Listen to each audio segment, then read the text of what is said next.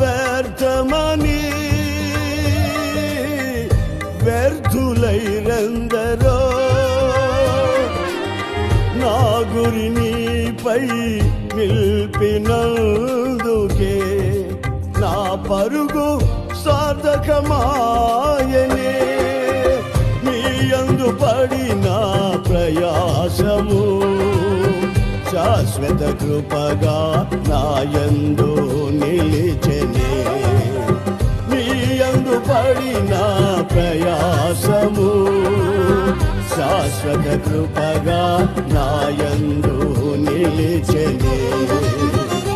నీపై విశ్వాసమే